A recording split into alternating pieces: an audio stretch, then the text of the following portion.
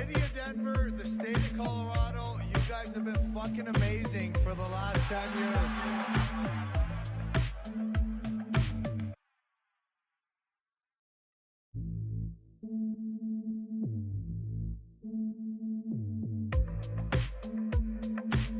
Let me start off with a Twitch feed this morning, and I got to get the whole name right. Mile High Hockey Lab.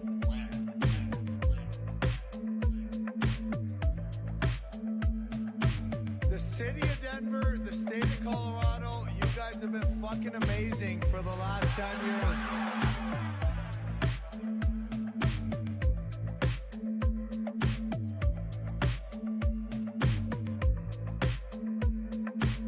Let me start off with a Twitch feed this morning, and I got to get the whole name right.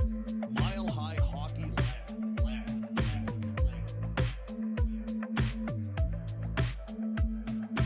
The city of Denver, the state of Colorado, you guys have been fucking amazing for the last 10 years.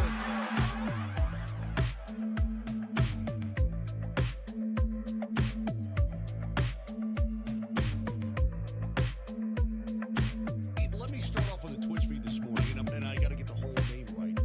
Mile High Hockey Lab.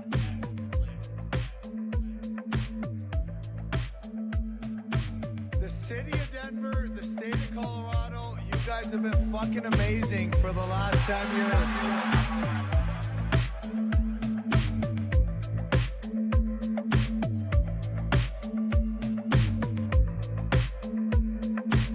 Let me start off with a Twitch feed this morning, and I got to get the whole name right. Mile High Hockey Lab.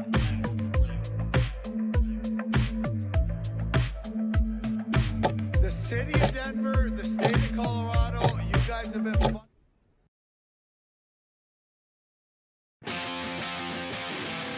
Welcome to the Mile High Hockey Lab.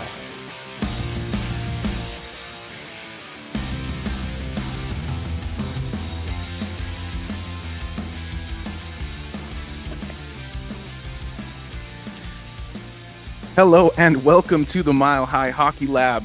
My name is Adrian Hernandez. I am here today with Jackie K, Evan Liu, and Ezra Parter, and we have a new intro. We have a new lobby tune, and guess what? We have a new outro as well. So thank you so much for joining us today, Colorado Avalanche fans. We're bopping along to a brand new Colorado Avalanche season. And you know what? With that, it's time for a few changes around here. So we have some fun stuff in the works for us today. First of all, to the three of you, thank you so much for joining me. Hope you guys are all doing very wonderful. It's great to see your beautiful faces.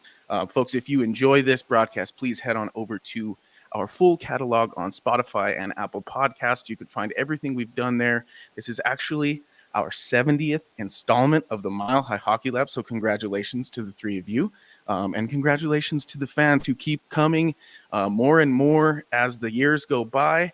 And so we just keep doing this thing. So let's get it rolling. Let's talk Colorado Avalanche hockey. Evan, hello. It's been a while. It has been a while, and I'll tell you what, it's also been a while since we've seen Avs hockey too.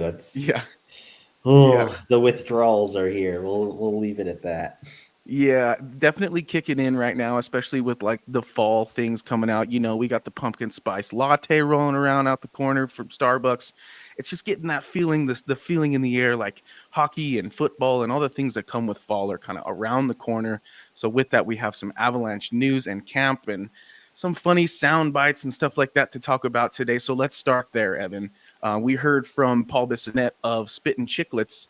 He had a funny story, and I actually have the clip here, so I'm going to play it so everybody can get an idea as to what we're talking about here. But Biz had something to say that was pretty funny about the way Nathan MacKinnon has been preparing on game days. Here we go. But I'll get in trouble for this or get Tyson Barrie in trouble. But we were talking about the Nate Dog, and I'm like, what the f*** is this guy doing for training nowadays? What next level has he brought it to? And he goes, Biz, he goes, on game days, he doesn't even skate anymore. He goes to the pool, he goes underwater, and they do these tumbling exercises where they kind of, they like kind of spin him, and all of a sudden he's got to catch where he is and like get back. So he has like way more social awareness. So it helps for his vision on the ice and just scanning and being able to like get back to base. That's where these fucking guys are at now, brother. This guy's going Michael Phelps in the pool underground doing spins like it's the Matrix. Well, we're going to give Biz the benefit of the doubt. I think he meant spatial awareness, which is coincidentally the title of today's episode because, you know, Biz, we got to give him the benefit of the doubt. But Evan, what do you think of that? What's the first thought for you? See, I don't know when this clip came out. It has been nonstop for me in the last few weeks, but I saw it this morning and I was like, what? Like, what is being talked about here? Like, I was very lost and confused, but I will give his benefit of the doubt. I will also say that he did mention that like Tyson Berry was the one that said this to him, and that Tyson Berry, might have been lying or just kind of poking fun at Nate for being Nate. Pretty much. I mean, we've heard these stories of he only chickpea pasta, like that's what everyone can only eat, and then that was deemed not true, and apparently goes to In-N-Out or whatever. I don't really know. So this could just be another one of those Nate mythical stories, I guess. Yeah. But hey, it makes for a good laugh and reminds you of how no matter how he trains, how insane of a player Nathan MacKinnon is, right? Yeah. So I don't know. It's just funny. We'll leave it at that. Yeah, he must be doing something right. Ezra, what about you? Did you ever find yourself doing somersaults in the pool in your hockey days to instead of morning skate? Certainly not. I mean, I was also on swim team, so I was doing somersaults in the pool, but it had nothing to do with hockey. I love the idea that, like, in order to gain spatial awareness, you have to also be underwater. Like, I don't believe. I don't know. I'm sure he did this once. At least, like he probably does it semi-regularly, but to do it before every game, that doesn't make. We see him at morning skate. What are they talking about?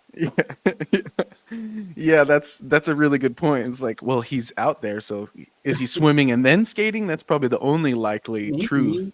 But if it's the same pool that Nikola Jokic got tackled into, it's not very big. So I mean, they better take it easy with all the somersaults in there. But Jackie, this is kind of a weird thing we're learning about pregame rituals, I guess. What's the weirdest pregame ritual you can think of at the top of your head? I really can't, so sorry to say. No, anybody else? You guys got a weird one? I have sort of a weird one, I guess. This doesn't just go for any general player, I guess, but I guess you see it more so in the minors than I guess you do in the NHL. But like, here, that's a good example. Actually, Keaton Middleton, like he goes and he just like bangs everybody into the boards, like in his pregame ritual, like warm up. And like, I get it. Like trying to make, be physical, kind of get your body ready for it. But you can also hurt yourself or others by doing that. And I don't know. It makes for good video content, but I don't know if it makes for good hockey warm up style. But, Jackie, have you seen Middleton taking guys into the boards in the pregame? Sure. I mean, that's kind of what a lot of the big guys do. Yeah. Yeah. What did you think of the Biz story? Well, first of all, I was thinking, where on earth do they have a pool like that? Because it's probably not at Ball Arena. Oh no, there's one at Ball Arena. There is, but big enough to do that. Like, that's the question. There are pools there, but I mean, there's that one that like Jokic got in there and got tackled in, and I think that's really kind of it. The biggest one they got, probably. Maybe they I don't know. Does Kroenke have a pool in his suite upstairs? maybe he uses that. I don't know. Maybe. And then I thought what Ezra thought, like he's usually at morning skate. Like he's one of the guys that likes morning skate. Right. Because back in the day, like Wah didn't want it, and like some of the players were like, we like morning skate. Now, near the end of the season, I do think they tend to take it off more. So we could be talking like maybe March. The other thing is, how many years has it been since Tyson Berry has been McKinnon's teammate? Yeah. It's been a few. Good point. And that was before MacKinnon really had this sort of health and fitness enlightenment or whatever. So I doubt MacKinnon was doing that when he was 22 years old. So well, I guess here's a better question then, because there were just a lot of Avalanche weddings that just happened. Shout out Logan O'Connor and Cale McCarr. Congratulations on your weddings. Was Barry at any of those weddings with MacKinnon? Mm. I mean, maybe. I don't know. I We're reaching I it. didn't see him. I He mean, wasn't teammates with those guys. exactly that too. So Maybe though. but I don't think the story's necessarily a lie, because I do believe that MacKinnon does do some of these extreme things. Oh, I for just don't know if I believe the full context of it. Yeah, I'm with Evan in that what he kind of pointed to early on, which is that it's probably like half true and half poking fun at MacKinnon and this image that he's seemingly, I guess, been handed by the rest of the league, that he's this health nut. But I mean, think he is. Yeah, I think he that's is pretty too. close to the truth. Well, and that's what's leading me into my next question, kind of, and anyone can take this, and it's kind of a weird one, off-season question. But you think MacKinnon sees kind of, maybe Tom Brady's not the only example, but Tom Brady's an example of somebody who kind of in the middle stages of his career after a serious injury really began to take fitness and health to a different level, utilizing his resources in a way that extended his career, I think probably 3 or 4 years. That's probably the end goal for MacKinnon with all of this. Wouldn't you guys agree? Yeah, I say Yeah. definitely. He's been at the extreme end of it for several years now. So, and it's working for him. Mm-hmm. I think he's last year he avoided injury pretty much. Had the best season of his career. So he's gonna go even more down that path, right? Like, Yeah. it's gonna work until it stops working. So he's probably gonna invest in it. Are we talking like, oh man, why can't I think of his name all of a sudden? Who's the guy who retired from Florida? He still plays though in like a Yager. Yager, yeah. Yeah. I don't know. I think that takes some sort of genetic. Yeah. That guy's a machine. Yeah. 'Cause he still plays in a different nation, And I national don't league somewhere. Yeah, in the Czech league. He owns the I team he think- plays for in Czech. Yeah. The other thing is, I think we've even talked about this before, is I don't see MacKinnon playing in the Czech league No. or the DEL or wherever. I don't think he's going to extend his career to that extreme.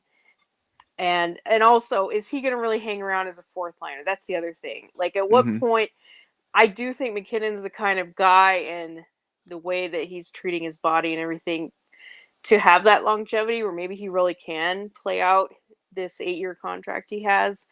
But at some point when he's not a top player, I don't see him just hanging around as a third or fourth liner. So No, I he's don't see probably that going to have either. to make that decision at some point. But thankfully for us Avalanche fans, and we're hopeful in the fact that is a long time away from right now. Well, you look at Sidney Crosby, right? Like that's Yep. MacKinnon's buddy, and that's a guy who's still a top 10 player in the league at 37, is he? So Yep. I think that's a pretty good model. As long as Crosby goes, we can say MacKinnon's probably going to go 1 or 2 years longer than that. But the thing is, Crosby it's very much intelligence, and it's very, MacKinnon's gifts are physical, and that, I think that's also going to be kind of a limiting factor for him when the speed goes. Yeah. Is he going to be a top player? He doesn't have that kind of game that Crosby does. He's not doing it with intelligence and things like that. So I think as long as he can keep that performance at the peak, he'll be amazing. But I don't know that he has a lot to fall back on in his late 30s when the speed goes and the quick twitch muscles and things like that go. But I mean, he's going to keep it there for as long as he can. Well, just keep getting in the pool, I guess, because that's, better on the joints. Maybe, yeah. Better on the joints. So I'm with it. No one should ever go running. Exactly. Yeah. Please stay off that treadmill, sir. We don't need that. Save those knees. But folks, thank you so much for tuning in right now. We have about 117 live viewers. So thank you all very much. Please head on over to X and give us a follow at Mile High Hockey, and be sure to follow the podcast itself at all caps MHH_lab.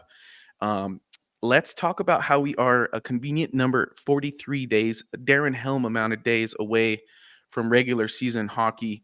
Evan, at what point in this, like, August, September, do you start to really get excited about the upcoming season? Is it too early to say now? Yeah. I mean, let's be real. I mean, our good buddy Brennan Vogt has been at Family Sports Center or Family Sports Arena, and there's already a couple guys rolling in. some guys that have been there, for a while, and it's only going to be more people from there, right? Right. And I mean, if you really think about it, we're only 2 weeks away from team coordinated activities again, because you have rookie camp coming up, and then that leads then into the rookie tournament that is happening. That I don't remember the weekend exactly, but it's happening sometime in mid-September, and then just a few days after that, then you actually have training camp, and then that leads into preseason games, and I think the first one is, I want to say, like September 23rd or something like that. Mm-hmm. So, I mean, that's less than a month away now, September 23rd. So it's going to show up before you know it, right? Yep. And that's, a good thing, for sure, for everybody that has been craving hockey, myself included. So looking forward to it. And of course, we got plenty of interesting storylines to watch as well, which I also think maybe makes this, training camp maybe more interesting than others. How much is Gabe Landeskog going to be involved? We know now that it's going to be not a matter of if, but when. I mean, he said that straight up. So it's, is he going to be a full participant in training camp, or is he still going to go off on the other sheet of ice and still work on his own?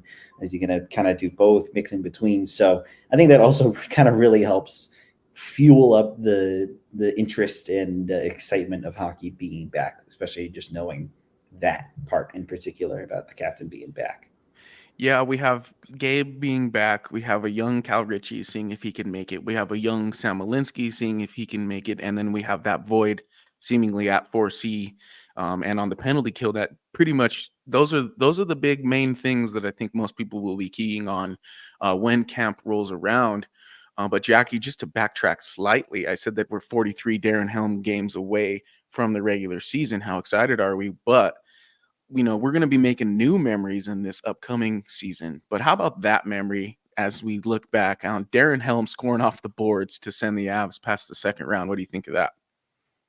Well, I think we talked about this last week. Did we? The Blues, yeah. Oh, well, we talked about McKinnon's goal was our "Where were you" wheel, and I guess it sort of bled into that. Yeah, that makes sense. So then I said that was on my birthday. So it was, that's right. Okay, that's right. Okay, well, I just like bringing it up every time because I think honestly, historically, that's probably like top 5 wins of all time for the Avalanche. Ezra, would you agree with that? I think that's fair to say. Yeah, I mean, obviously, without it, there's still possibility of a cup, but it's one game more difficult roads. And yeah, it was such an amazing moment. I think that's fair. Yeah. Yeah. It was good. It was so good to see you post it, Adrian. It was just like, oh, it was so nice to wake up and see. And I don't know. I was not here for the last show about the where were you wheel? Is that what it's called? A lot of wheres.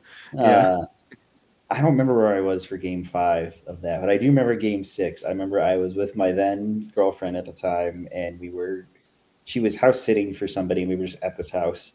And I do remember this very vividly. I'm sitting there depressed. I'm just like, crap, we're going to overtime. It's probably going game 7. Like, just dun, dun, dun. And then and she's asleep on the other side of the couch, just like laying down. And then Helm goes in, and then thank you, Ezra. and then I just lost it. I was just like, man. Oh my God. And like, she didn't know anything about hockey. She was like, what just happened? And I was like, she's like, don't ever come back. That's happened. Yeah. Ouch. And that was the end of that relationship, huh? I'm just kidding. No, I'm kidding. But that's good stuff. We get to touch on where you were for that moment. But Jackie, now I'm going to circle back to the matters at hand. So we talked about Landeskog, we talk about that void at 4C, we talk about Malinsky, and we talk about Ritchie. Which of those 4 storylines are you most intrigued by? Oh, it's definitely Ritchie. I think truly, I think that's by far the most interesting. Like what they do want with the defense, and they have 8, and are they going to keep them all or waive one? I guess. I mean, that's definitely an outcome. And for me personally, like I just can't do any more of the Gabe baby steps. Like the guy has to play professional contact hockey soon. So I mean, it's great to see any improvement, but we are like so beyond that. Like takes as long as it needs to take. Like, I get that. He's got to do what's best for him. I mean, that's cool that he said when, not if. That's been my assumption for like 2 years. So to me, there's no new data point. It'll be a data point when we see what actually hockey related activities he does. But to go back to Ritchie, I think I don't want to get down into the hope of it. Like, are they actually going to, is this a serious thing? I don't want to feel like there's hope and there's a chance if there isn't a chance. But it's good to see that he did not have to go to his OHL camp that's going on right now. So I do find that interesting that that they have kept him away from that. He's been with the team for I don't even know how long. He skated with them at DU. I found that interesting. They skated at DU instead of Family Sports Center. It's still a pretty small group. I'm a little surprised about that. I know as every day goes on, it gets bigger and bigger. But we're a couple days away from Labor Day, and it's still like 6 people there. I'm a little surprised about that because there's a lot of newbies, like you said, a lot of people going for that bottom pair on defense. There could be open spots at 4C at the wing, and these people are here. I find that interesting. Yep. So the two that are Foodie, Ritchie, and I guess you could put Pavel into that group. Those are the 3 that are there. Nobody else is there. Right. So, but Ritchie is. So are they actually serious about this? Is he going to get a real chance? Not a token chance, not an optics chance, but a real chance? That's definitely what I'm keying on when it comes to camp. Yeah, I'm with you there. And we heard actually from Logan O'Connor via Megan Angley from DNVR. I think she actually is going to be moving on to somewhere else soon. But she had a nice little tidbit with Logan O'Connor where he mentioned that, quote unquote, Cal Ritchie is buying in professionally at a level that for his age that he's not used to, which I think bodes well. If a guy like Logan O'Connor, who's the king of Colorado and an absolute workhorse, is picking up on like an extra level of professionalism from the young Cal Ritchie, that bodes well for him as camp comes up. If he can keep that, rolling and get that sort of, leave that sort of impression on the coaching staff as well. Obviously we've talked about maybe not wanting him to potentially be the 4C and probably doesn't have much PK ability, blah, blah, blah. But just getting him on the ice, I think, is the important part. And you can kind of supplement that PK in other ways from other places, depending on, who is and who isn't healthy. But I'm really excited about that too. Ezra, what are you excited about of those 4 things? Are you kind of in agreement with us? I think Cal Ritchie's up there. It's hard to really key on anything else when there's such an exciting young player. Although I will say I'm on the Eric Johnson watch because he's been skating with the team at these optional skates or whatever this whole time, and I'm like, you've got a whole team over in Philadelphia. What are you doing here? Yeah. I'm surprised he's hung around for so long. I'm curious to see, is he going to make it through training camp? Is he going to stay in the Avs system for no reason at all? Yeah, he did that last year too. Like they had to drag him off. Yeah, it's like, Eric, you can't be here, dude. But at his age he can do whatever he wants. Yeah, I'm sure he just lives here and doesn't want to fly out there yet, and so he's just getting ice time. I think that's right. I feel like every couple weeks I'm like, wait a minute, is he a free agent? And then I look it up. I'm like, no, he's not. Okay, what's he doing? Okay, yeah. if he comes out in blue shorts and an Avs kit, then he fires socks every time too. So I know he's not one of us. Yeah. Well, we mentioned that Pavel's there. LOC's there as well already, getting loose after his injury last season. Eric Johnson, as you mentioned, Sammy G's been around, and I think Lehkonen skated yesterday or today as well, coming off of his shoulder surgery. So you're right, Evan. Things are starting to kind of come back to hockey again, and man, are we excited! It's pretty much what we do around here is talk about hockey. But speaking of hockey and free hockey, I guess, let's give away some Avalanche tickets. What do you guys think about that? I get free tickets? Yes. No, yes. Oh, you wish. Mind. No, we're gonna send these ones out to one of our very kind fans, and we'll see who wins here. I'm about to share the wheel. We're going to use the wheel twice today. How about that? Ooh, Yeah, that sounds really awesome. hang on now. All right, so the way this works is I shared a post online, and folks, please head on over to X and give us a follow. Basically, I said if you share this post, go like Mile High or go follow Mile High Hockey and comment your hockey buddy. You are gonna get a chance to win tickets to Avs versus Kings. So that's a pretty solid game, I'd say. So let's spin this wheel and find out who in fact won. And by the way, some people said, "Hey, my wife is my hockey buddy, but she doesn't have X," or my boyfriend, or yada yada. So I put everybody in who made those comments as well. So let's spin this thing.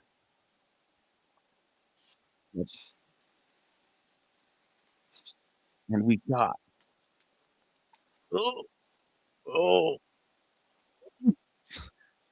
All right, congratulations, Silky Mitts. We'll go find you on X, and we will get you your Colorado Avalanche and Los Angeles Kings tickets. And folks, if you like free hockey, please, like I said, go give us a follow. And every time you see one of those ticket giveaways, follow directions, and we will spin the wheel for you. And perhaps your name will pop up, and you'll be watching hockey and thinking about how awesome Evan is for sending you to a game. So now that part is done, let's move on to our next segment, which I don't know. I think we can all agree that this year was a little bit different in terms of a top 25 under 25, but I happen to enjoy kind of the way things were changed a little bit with McCarr leaving the list and, certain guys coming into the system that we didn't necessarily expect. So I just want to do a quick top 25 under 25 recap. And I'm going to do so just by asking, we've only gotten up to, I believe, number 9 today, correct? We are in the top 10. So we Yeah, haven't officially revealed number 1 yet. No, we haven't. So what take a guess on who it is. Yeah. Well, I want to talk about 9 through 25. Because the major question I got every time I shared one of our top 25 under 25 was, does this dude have any chance of making the team? Evan, does anyone from 9 to 25 in your mind have a chance of making the Avalanche this year? Well, that's sort of the shame of the Avalanche's drafting history and prospect history, is that just not a lot of them really have a great outlook. And I mean, let's be real here. Unless you're a 7th, I can't even think of a 7th rounder who's made the NHL in the last little while. Neil Zaman. Wait, no, Neil Zaman was the 6th rounder. Yeah, but regardless, I think Raphael Harvey Pinard from Montreal was the 7th rounder. Okay, well, Montreal's got a good drafting system, but anyway, I digress. So it's more so guys that can maybe fill your AHL team maybe down the line, people who you think might have a shot, really long shot, outside of Connor Bedard last year, for example. So if we're looking at the top 9 to 25, I mean, really the only ones I could maybe think of are Alausen, who was today at 9, right? But even that's kind of a stretch at this point. If we're looking at the rest of the list here that I'm looking at, I mean, there's not really a ton to be super excited about. I guess you could make an argument for Kevin Mandolese, who's 21st on our list. He has NHL games, but I mean, he's not. It's going to be, there has to be major goaltending issues, I think, if he's going to be playing with the Avs.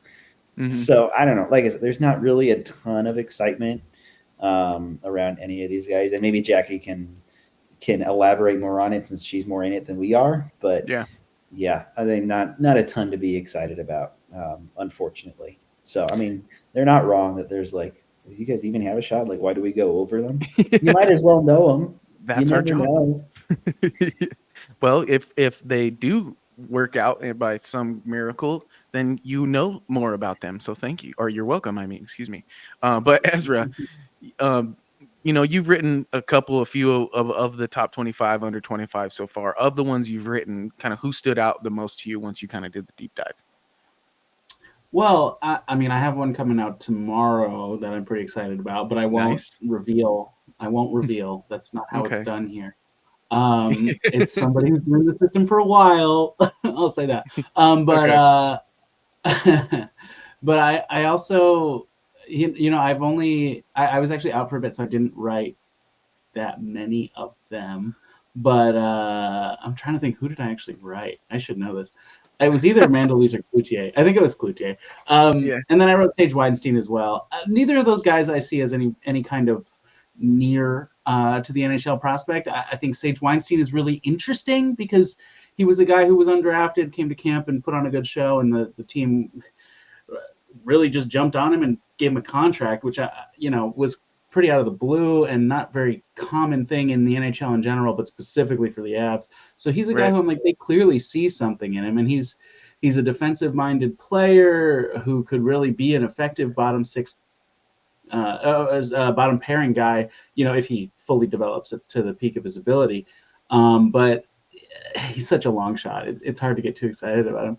I will say, though, to answer the previous question that you asked, Evan, Andre Pavel is a guy who maybe this year has a shot at that 4C job. Probably not. It's a long shot for sure. Yeah. But his article came out on Monday, and I agree with what was written there. I think he's an outside shot, but he's a good player. So there's a chance that he either cracks the Avs lineup this year at some point, or looks to make himself a leader for the Eagles and cracks the Avs next year or something like that. Well, actually, I wrote that one, so you're totally onto me right there. Right.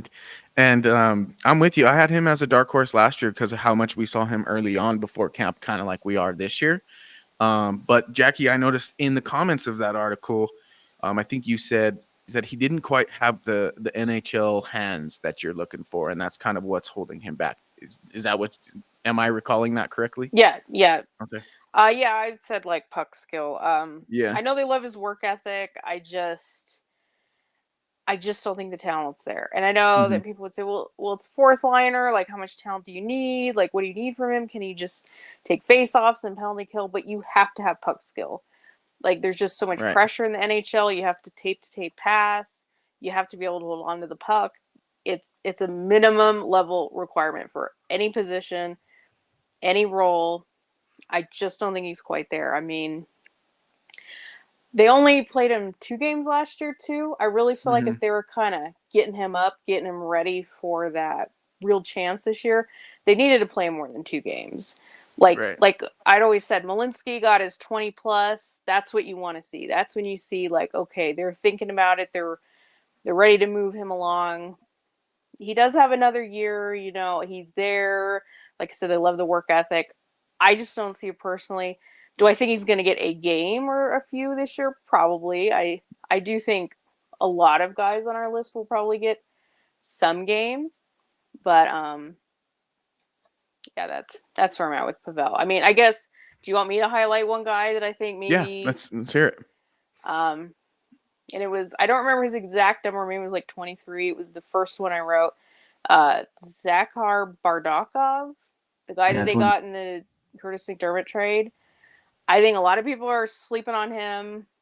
I think he's going to get signed and come over, and he's going to be in the rookie camp next year because that's what they want to do. They want to get these older guys over. I think they targeted him in the trade. I don't think it was a throw-in or anything like that. This is the exact profile of a guy that they like. Same sort of 4C profile. Good at face-offs, good defensively, good at PK, net front, etc. And he just has to show he's more puck skill than Pavel. And he's right in the mix for the exact reasons that Pavel is in the mix. So I rated him a lot higher than I think a lot of people didn't rate him at all. And that's kind of why he fell on the list. At least he was listed. He wasn't an honorable mention because I do think that he's actually going to get a contract and have a shot at it. So that's you had him at number 20, and he came in. You were right, number 23, age 23, 6'2" center, 198 pounds. Likely team in 2024-25 SKA St. Petersburg in the KHL. He was there last season and had 6 goals and 6 assists with 12 points. In 51 games played. So, I mean, he's not tearing up the score sheet, but that's not what we're looking for, as you mentioned. You're looking for that 4C workhorse, and if he has the skill, as you mentioned, he might be the guy to jump in there. I like that one a lot, and I actually believe I had him ranked a little bit closer to you than most as well. You definitely had him solo as the high rank, but the fans had him ranked as high as number 10. So that's Somebody I was heard a lot of keying. people started doing random after the names they recognized. So Well, yeah. Let's just might have say been a that little some, alphabetical there. I don't Those know. fan rankings are a mess. Well, it's all way right. to go, This is- fans. This is why they're not part of the official rankings. They get their own little thing for now. Yeah. Well, folks, if you haven't already, go on over to milehighhockey.com and check out our top 25 under 25. Pretty self-explanatory what we do there. We got, like I mentioned, we are up to number 9. Ezra's got number 8 dropping in the morning, so be prepared for that. But you know, one of the, I guess I don't want to talk about this yet. We'll save that for next week. But I was going to talk about the fans having somebody out of the top 10 that we do. But as we just heard, the fan vote was compromised, folks. So we're going to have to find a different way to do that. But let's do the where were you, Will, and then we'll do some open discussion and talk about some of our bold predictions from last week, as we had Rudo on who gave us a bold prediction. So we'll see about his, get your reaction to that, Evan. But let's spin this where were you, Will, if I can bring it up on the screen. Producing and hosting. Look at me go. Okay. Let's spin this thing. Or not. Let's spin this thing. Could never do Price is Right. Oh, here we go. Stanley Cup presentation. And as I'm sure you guys can, surmise, we're talking about Joe Sakic handing the cup right to Mr. Ray Bork. Evan, we'll start with you. What do you remember of that? I was a really happy 4-month-old baby and was screaming at the top of my lungs when Ray Bork lifted the Stanley Cup. That's why I wanted to start with you, because I was pretty sure you were either not quite born yet or just about to be born. So sorry for making everybody feel old. I know it's what I do best. Well, I don't remember that as vividly as I remember the Statue of Liberty game, and that makes me really sad. But Ezra, what is your memory of the Ray Bork exchange from Joe Sakic? I mean, I was 10, so I know I watched it. And I would have been in my house in Madison, Wisconsin. Probably with my dad and my grandpa, maybe my uncle. Very not cool. my mom. She did not watch hockey. Were there any Badgers to watch? Were there any Badgers to watch on the Avs? I actually don't know. There was. That was Steven Reinprecht. Over in the Ray. He came over in the Rob Blake trade. So he was there for that. And yeah, that's definitely like I've told this story before, but I'll tell it again. My dad was like, when we used to go to Wisconsin games all the time. My grandpa had season tickets, and so either my sister or I would get to go. And one time my grandpa couldn't go, so my dad and I went, and he was like, "That's the guy." My dad was also my coach. He's like, "That's the guy you watch. You watch 20. I think he was 21. You watch Ryan Precht. You play like him, you'll make it." He was a center. Awesome. I played defense. That didn't happen, but but I followed his career, and that's what led me to be an Avalanche fan. And part of it is that cup run, like. Mm-hmm. Seeing that handoff and seeing how, I don't remember it, but like I became an Avalanche fan because Ryan Precht was there, and I stayed an Avalanche fan because I got to see that cup run. Yeah. Well, I do remember because I was 9, so I was also a young man. But I do remember my dad being emotional, which is, sorry, Dad, hate to blow you up like that. But I remember my dad being emotional in the moment, and I thought I took something from that, and a lot of people kind of refer to that as the classiest moment in hockey or Avalanche history. Jackie, do you share that sentiment, and where were you when Ray Bork got the cup from Joe Sakic? I think you're muted, Jackie. Sorry. Oh, well. Uh-oh. We might have lost Jackie there, but that's okay. We'll get back when we get her back. Okay, sorry. There you go. There she is. All right. My apologies. No, I was going to say, I usually am not the best to ask for glory years, but I'm the one that's the oldest to have a memory of you guys. So I was not a diehard But obviously, I grew up in Denver, was a sports fan, so it was definitely something that I paid attention to. I do remember watching with my then boyfriend, who's now my husband. We were in his condo. We didn't live together yet at that time, and it was just us. And we were watching the game, and I just remember watching it together. And they won the cup, obviously. I want you to look up maybe the date for me. I don't remember the exact date. Let's do it. That they, but if I remember correctly, my husband's stepfather was huge Avs fan. Like, that was just kind of the memory back then. Is like, you know, we were all pretty casual, you know, just Denver sports fans, happy for a team to win. But he was diehard. He was so into it. He was just elated that they won. And I remember that his little sister's birthday party was the next day, and they were showing like the repeat on the little TV. I mean, this was like, if anyone's from Denver, Funplex. If you remember Funplex, that's where we were at. Wow. I know that anybody knows this is is laughing when I say Funplex. And they had these tiny TVs. You know, this was 2001. These tiny TVs, and I just remember him just standing there, just like still mesmerized, like fixated on the highlights of it. And that kind of told me like, wow, this is a big deal. Do you know what I mean? Like, I was happy for a Denver team to win, but I think my experience of seeing somebody that it meant so much to gave me that feeling like, oh wow, this was a big deal. So that's my memory of the 2001 Stanley Cup win. So it's not really about the cup handoff or anything like that. That's just my kind of like internal memory of it. That's awesome. Well, and that's the beauty of the game, really, because that's why I wanted to do this wheel, because it's not so much about, I mean, it is about what happens on the ice and kind of the memory itself of the games. But so it was mid-June, right? Because her birthday was June 9th, Saturday, June 9th, 2001. Okay, yeah, her birthday was right there in early June, so yeah, that fits. Well, and now that we're, you know, I guess was it 3 years removed, basically, from the Avalanche's most recent Stanley Cup, it dawns on me now that I look back at that it wasn't so much the games as much as it was like who and where I was with in terms of my memories of them and kind of how things went. The same is true for the crushing losses. Like, I remember where I was when the Avalanche lost to Dallas in the bubble. In like the blink of an eye, it felt like I was celebrating, oh, they're going to do this. And then obviously it didn't work out that way.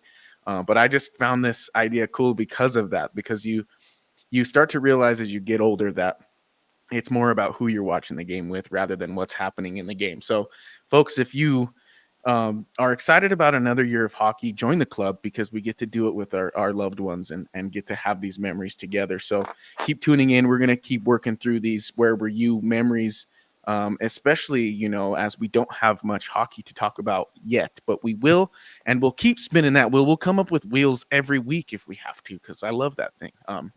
But yeah, very cool, very cool.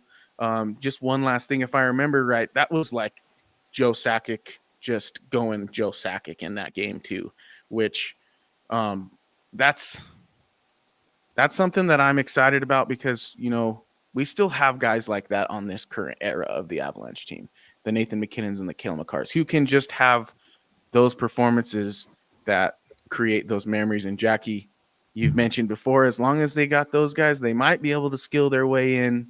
But hopefully the Avs can form a full roster this year around those guys and really make another push. But Evan, let's talk about something you want to talk about. I mean, you're a brand new man. You've moved, but as Brandon said, which I'm going to pull up real quick, back to the dorm life for Evan. Not quite the dorm life. I have my own little apartment. I'm now in Western New York over here. You better go to Buffalo. I've already been to Buffalo a few times. But you know what I mean. I know what you mean. I do know what you mean. It's about an hour. I'm about an hour 45 away from Buffalo. So yeah, I'm here now. That's why I've been kind of absent for the last little while. But don't worry, because I'm still working with the Avs with Mile High Hockey. That is not going away anytime soon. But yeah, it's a great time over here. I'm in a very remote area. I mean, I'm looking out my window right now, and it's just green nothing, pretty much.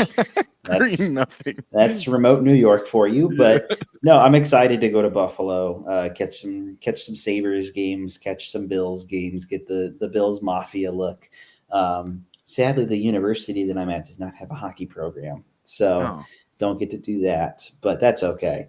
But yeah, it's going to be interesting going to a different NHL arena for the very first time. I've never been to another arena outside of Ball Arena in Denver for a hockey game. And unfortunately, I know Buffalo fans don't love their team because they're not the best. I will go cheer on Bo Byram all the time. I was going to say, go there. Will you buy a Bo Byram jersey is the question. Ooh, that might be a little far. I'm on a college budget now again. I have to remember that. So I got to watch that. But no, I'm excited to go watch Bo Byram. I mean, I think I've mentioned it before on the show that like the Sabres do kind of have a soft spot in my heart because of Byram and because of Middlesteck, coming from there. And they feel like an all right team to cheer for out east. It's not like a Rangers or a Bruins or anything like that. That's like been there for forever, and like the fans are the fans, right? The Sabres are kind of chill. They kind of just do their own thing. They have a lot of talent. I'm cool with that. Like, and they do, yeah. 2 years ago, they had like 91 points. They missed the playoffs by 1 point. So I mean, Tage Thompson went bananas though, also. So they'll need that to happen again too, which it could. So it's not like San Jose's situation where you're like, okay. But even them, I mean, I feel like they're getting better in the future, at least. Like they're 4 or 5 years down the road. And Ezra, that's your crew, yeah? It was when they had Pavelski. I don't, I follow my Badgers around for my second team. That's what I do. Yeah. So. I was going to say, speaking of the Sharks, actually, because that just reminded me that Askarov, the Avs were in on Askarov. Did you guys see that? And so that's interesting. I don't know if we could discuss that, but I don't know. Talk about Let's that. Do it. I'll just give my thoughts real quick. I'll preface this by saying I like Askarov. I liked him in his draft year. I do think he's a top talent. I just don't see how it made sense for the Avs, other than like good player, cool, have more of them. Okay, but like first of all, what were they going to trade? They don't have a first next year. I think it was important for Nashville to get a first because they're either getting Vegas's or San Jose's, so one or the other. They're getting a 2025 first. Like Ritchie, I mean, what else were they even going to think about? And if Ritchie's on the table, like no way, it doesn't make sense for them. The other thing is Askarov has 3 NHL appearances. I don't even think they were all starts. So, I mean, he has talent, but he spent 2 years in the AHL. He was good, but not great there. Okay, that's fine. But what value does that have to the Avs than just this is a young guy with talent? Like, they need somebody to replace Georgiev. They have Nabokov. They invested an entire draft in Nabokov. Askarov got a $2 million extension. The Avs weren't going to give him that. So how are they in on this? Like, I just either feel like they're chronic tire kickers or they are in on a lot to drive up the price for other teams. Like, I think it's an informational thing too, probably. Yeah, like it makes sense to call and say, hey, what is this guy's price? You should. It's due diligence. But it just made no sense to me. What are you going to do with him? He's going to be in the AHL, and then what? It doesn't change their situation at all. And for the cost, they just can't be in on that. So that's what I think about it. Yeah, it would be irresponsible not to be in on a guy like that. Like you have to be involved in the conversation as an NHL general manager on a young prospect like that. Because if nobody else has made the calls and you can get him for a second round pick, you do it. But like Jackie said, the Askarov situation is not the same as a Georgiev or a Grubauer, who were guys who showed they could play in the NHL and just needed a net. This is a guy who's going to show that he can be in the NHL, but he hasn't done it yet. And doing it behind San Jose's bad defense is going to be real interesting. But I'm high on him too. I think he's going to be a good player. It's just, this is a different opportunity than he had in front of or playing behind like Roman Yossi. Now he's playing behind. I don't know who. I don't even know. I couldn't even tell you. I think it's funny that Mario Ferraro. Like Trotz never wanted him. Like Trotz came in and pretty much identified like I like pretty much everybody he's getting rid of, I think. But he never wanted him. He was trying to trade him at the 2023 draft. He wanted the 4th overall pick from San Jose. Mm-hmm. You're just not going to get that if the guy doesn't have a resume. So then they didn't even play him this year. They played him 2 games and didn't even start both of them. And then you want to sit up there and be like, oh, yeah, give us the equivalent of that. You're never going to get that. Mm-hmm. So they took what they could get, which they did pretty well to get a first-round pick and another player that was a first. But, like, goaltenders, you can't just trade on potential. Like, nobody's going to – they have to know what to do with the guy. Like, am I starting him in the NHL? No, then you're not getting that kind of price. Yeah. I mean, you made a good point about the extension, Jackie, because I didn't think about that at all with the Avs making, a possible trade for him. And I mean, the team's already capped crunch as it is, right? Yeah. So trying to fit that in also would have been difficult. I think, I don't know. That's also to show him that, well, if you do have to go to the AHL for a little bit, you're not staying there because we've already extended you. We're not going to pay $2 million for you to be in the AHL. I guess, the Avs were never going to give him that extension. Yeah. Because they're not going to make that promise. Here's a very hypothetical question. I mean, very hypothetical. Askarov, he feels like he's on the Nabokov trail, but further along on it.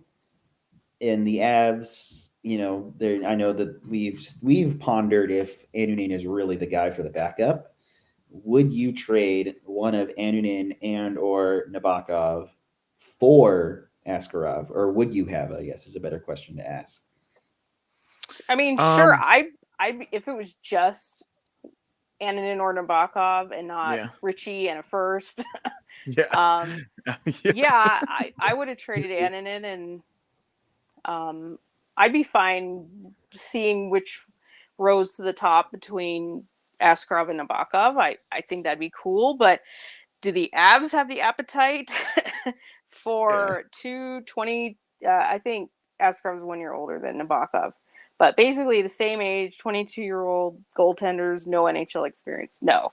So, would I have traded Nabokov? It's kind of one for the other. If it was 1 for 1 and you prefer the guy that's been in the North America, maybe, but like I said, he necessitated a $2 million extension. And 2 years in the AHL, your clock starts ticking. Nabokov hasn't been there yet. But I guess if it was 1 for 1 situation, sure. Absolutely. But if it needed another first on top of that, no. No way. Okay. No way. I see. Well, my question is, like, how does a guy like Askarov end up in, like, only playing 2 games, but somehow in this, like, realm of the market where he's, like, this hugely sought-after prospect goalie? Like, is there some international success that I'm not privy to? Like, what? No, he didn't play much in the KHL. I think it was just he was the 11th overall pick. That's what I mean. He has everything. He has size. He has the athletic ability. He definitely has the profile. But when you don't have NHL experience, and like I said, he was good but not great in the AHL, it's really hard to value that type of player. So I think they did good to get the assets they got, but they weren't going to get any more than that. Yeah. Is it just the push-ups that they like? Like, I don't know. And I like that he has fire. I know that they're saying they're clutching the pearls and Trotz didn't like that and blah, blah, blah.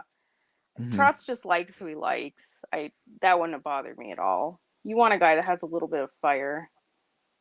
Well, Nabokov is playing a preseason game in the KHL today. I saw a replay of kind of a squeaky one he let in, but it's preseason and it was like one of those scrambles to the net where the puck just kind of like grew wings and fluttered over him.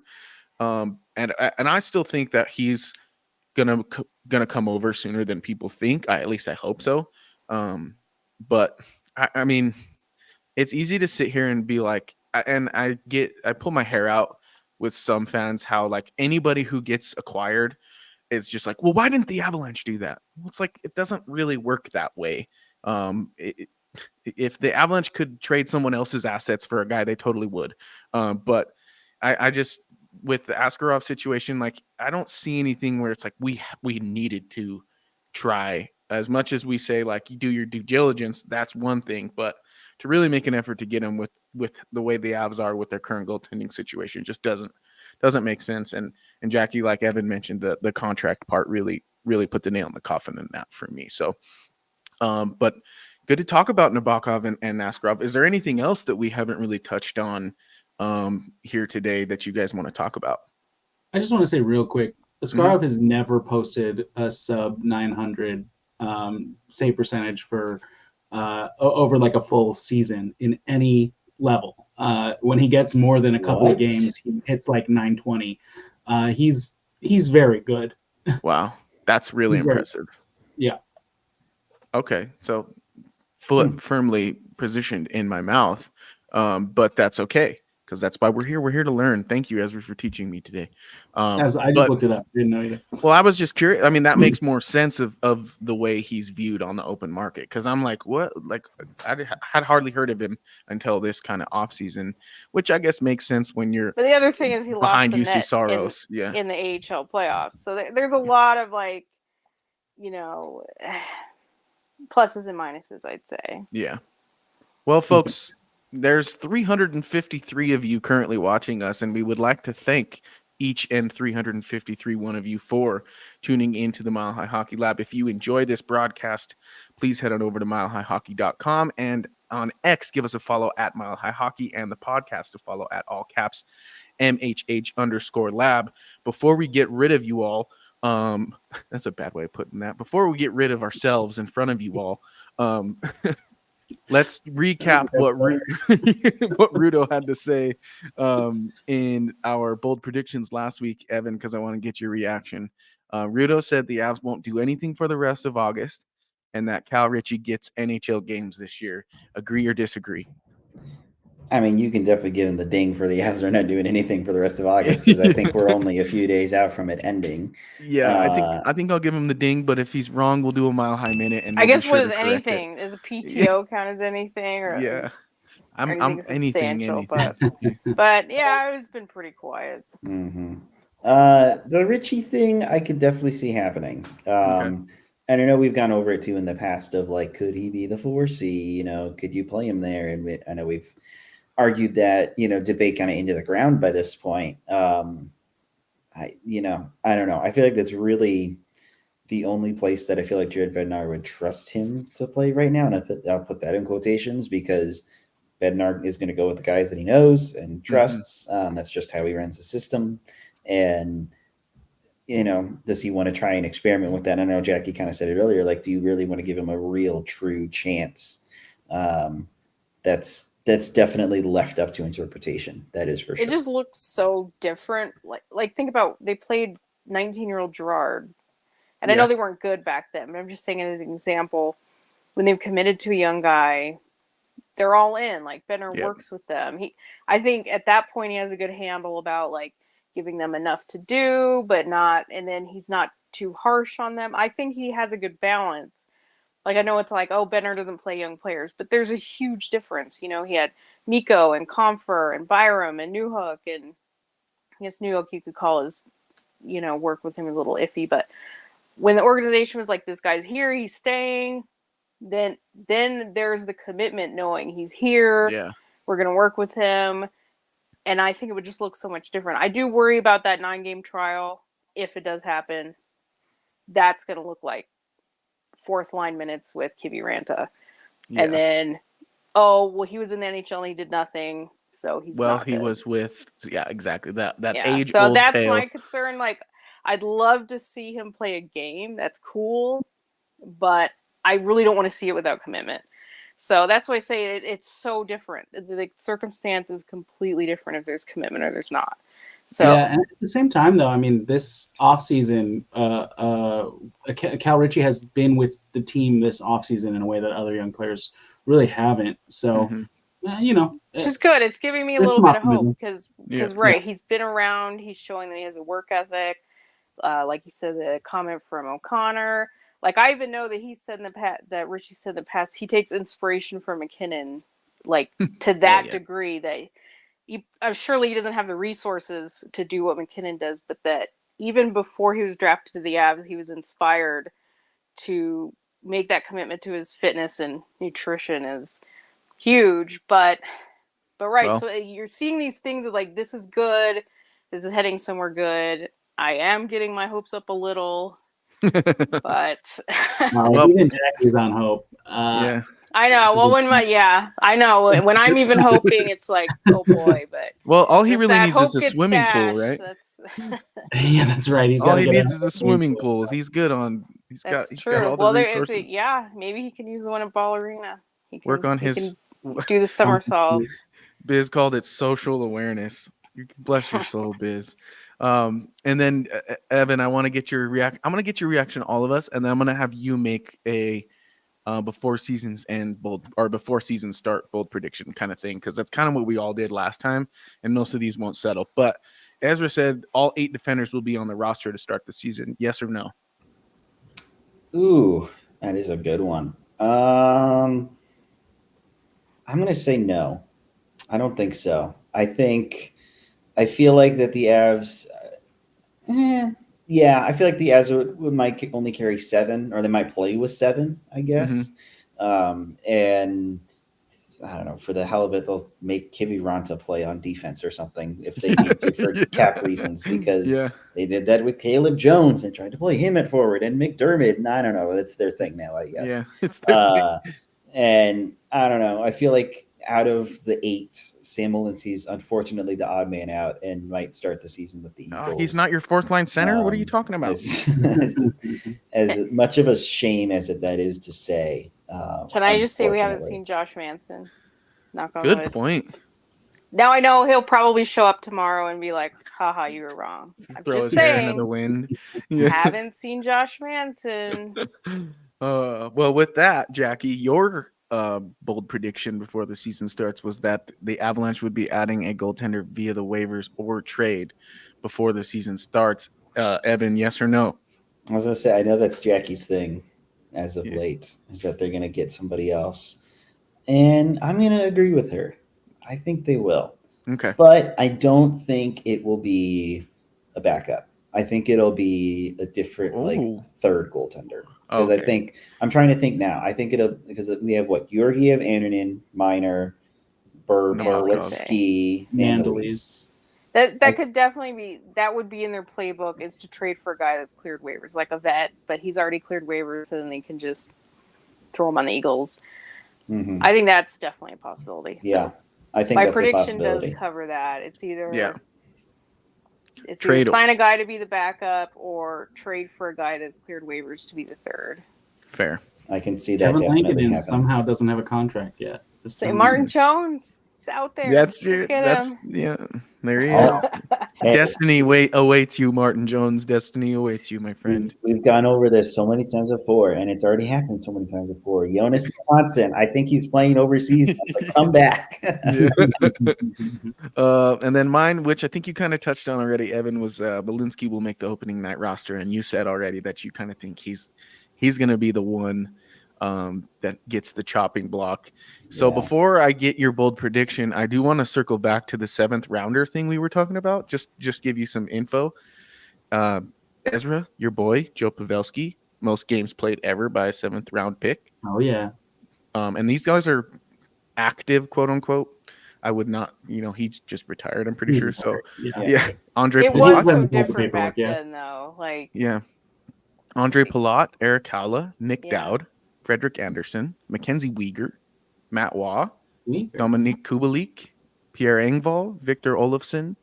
Those are the top 10, quote unquote, active. So it wasn't Devin Levi, 7th rounder?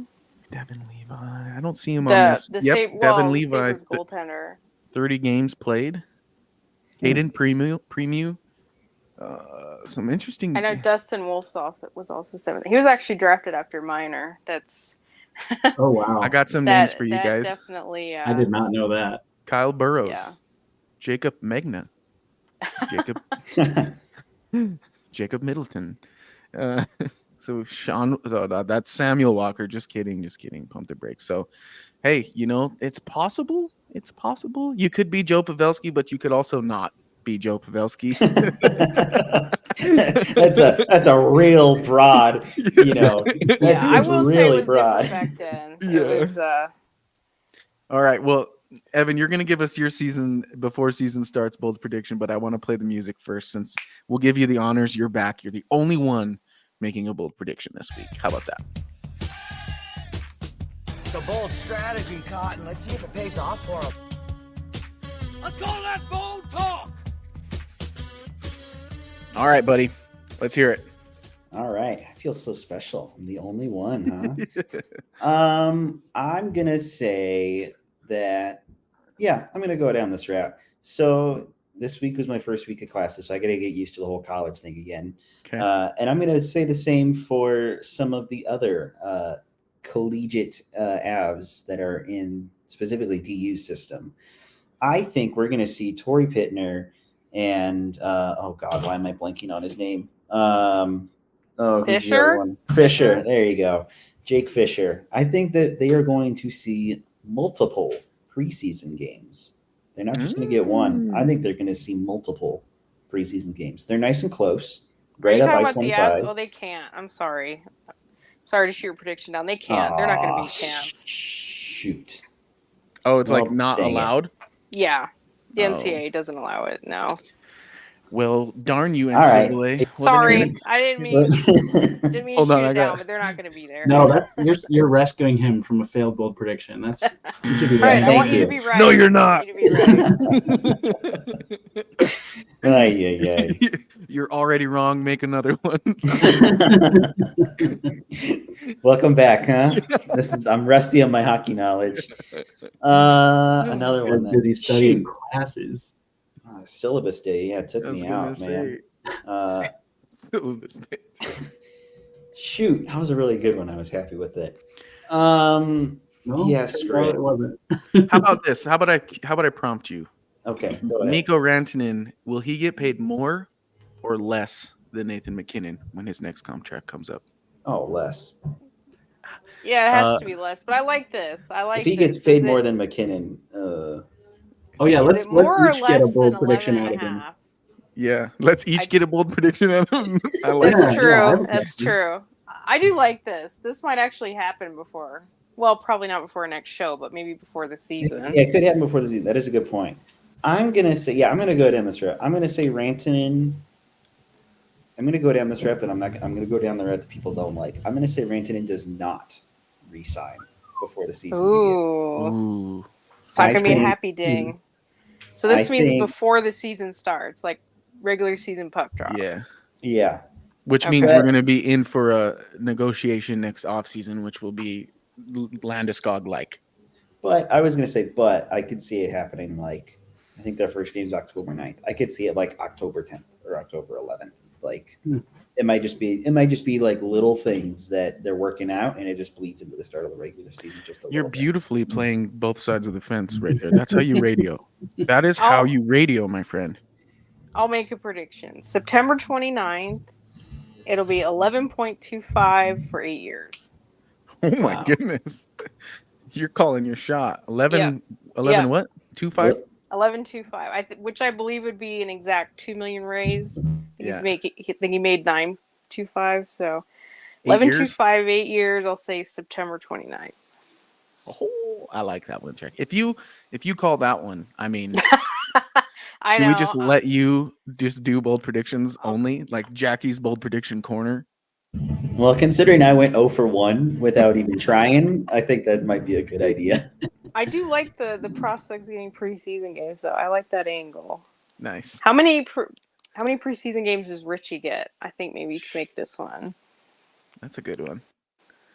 That's a There's good one. what, 5 preseason games? 7? There's Seven. 6.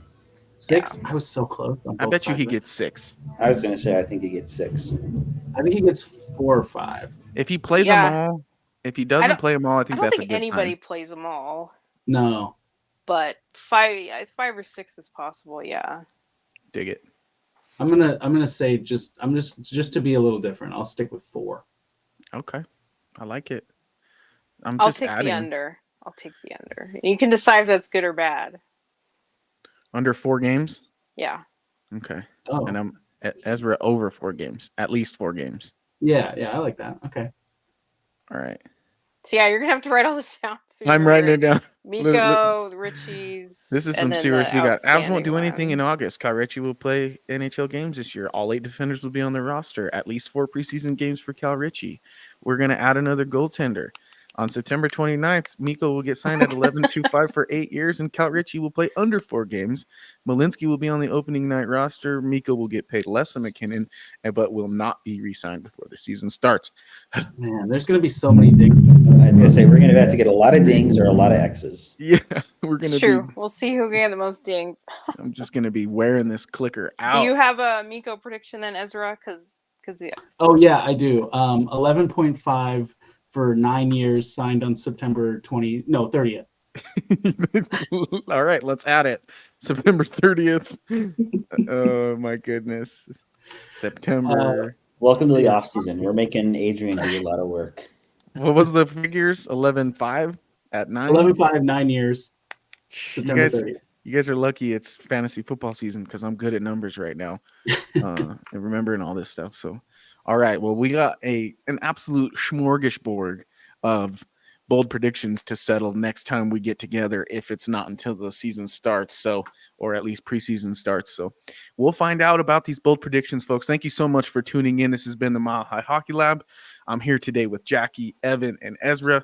My name is Adrian. It's been a blast. We'll do this again soon. We promise. And when we do, we will be sure to let you folks know that we are doing it on our X account. Please head over there to Mile High Hockey, and also the podcast at all caps MHH_lab.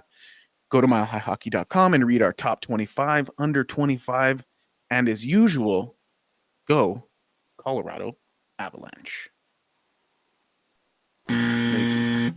Psych. Thank you for Never a tuning dull into moment. the Mile High Hockey Lab.